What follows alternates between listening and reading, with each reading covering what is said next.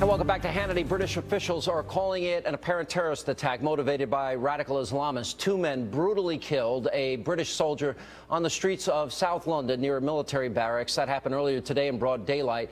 We want to warn you, the images we're about to show you are very disturbing. Here's how all of this unfolded. Now, two men attacked the British soldier with meat cleavers and knives, viciously killing him.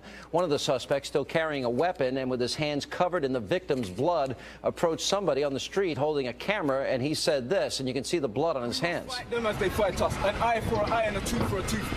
I apologise that women had to witness this today, but in our lands, our women have to see the same. You people will never be safe. Remove your governments, they don't care about you. All right, the man is then seen walking back toward the other suspect, casually walking past the body of the victim that is then laying in the street. Police arrived soon after and shot both of these men. Witnesses said that they had tried to attack the officers, who then had to open fire. The suspects are currently being treated at a local hospital. Joining me now with reaction, syndicated columnist and author Michelle Malkin, also radio talk show host Leslie Marshall. Guys, good to see you. Welcome back. Good to see you, Sean. Hi. You know, I did notice that the Prime Minister, David Cameron, did say that this was a terrorist attack. Now, we know, Michelle, that they apparently shouted Allahu Akbar, and we're saying that we swear by Almighty Allah, we're not going to stop fighting you. Why do I doubt we would have said that in this country? Well, I agree with you. I think it's because political correctness in so many ways has been the handmaiden of Islamic terrorism, not only in this country, but in many PC countries around the world. I'm glad that David Cameron spoke bluntly about it, because what do you need to have? Neon lights that say Islamic Jihad, Islamic Jihad. I mean, duh. They were screaming at the top of their lungs, Allahu Akbar, and repeatedly swore in the name of Allah that they would continue to fight against us. And they talked repeatedly in the video later in the clip about how this is what God would have wanted as they traipsed around the body of this innocent British soldier. It's barbaric, it's evil, we need to call it what it is. And in large part, unfortunately, in British culture, among the progressives there, they've brought it on themselves in some ways because of lax deportation policies and an unwillingness to screen out and profile Islamic militants who are now doing this in a homegrown manner on British soil. It's tragic. And also, it does bring into question gun laws if the soldier had been able to protect himself and defend himself, which the people all over the media in this country bragging about the fact, well, people don't have guns in England. Yeah, well, you know who did have a gun? One of the assailants had a pistol. Yeah, he did. And everyone else around them was unarmed completely. Mm-hmm. Leslie, the official position right now of the United States of America to this day is that when we had, what, 13 people killed, 32 people injured at Fort Hood, the official position of this administration, when Major Hassan was screaming Allahu Akbar before he went on the shooting rampage, that this was workplace violence.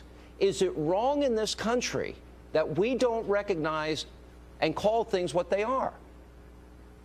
I don't think it's, quite frankly, I didn't agree with that. I did feel that that was a terrorist attack, and I felt it was obvious. And what bothers me is that we really get into semantics. What happened in Fort Hood, lives were lost. What happened today, that's somebody's son, that's somebody's brother, a grandson, a friend. And Michelle, I really think that it's terrible for anybody to say that any political group in Great Britain or here brought murder upon ourselves. Murderers are murderers. These people are murderers. When he's talking there, Sean, what is so chilling is it looks like he's wearing red gloves, and that's a young man's blood who died on the street in broad daylight at the hands of these murderers. Are they terrorists? Does it matter that they're terrorists? What's the difference between a mass murderer and a terrorist? Yes, what's the difference? What's the difference in Osama bin Laden? What's the difference in an Adolf Hitler? These are butchers. These are mass murderers, and they need to be punished accordingly. You sound like Hillary Clinton. What difference does it make? You sound like Hillary Clinton. It is not word games to call things what they are. The only people who play word games when it comes to identifying Islamic militant terrorism are you and your ilk. People in the Obama administration who still refuse to call Fort Hood Islamic violence, even Did I though just say, Michelle, Dr. that I thought Fort Hood was a terrorist attack?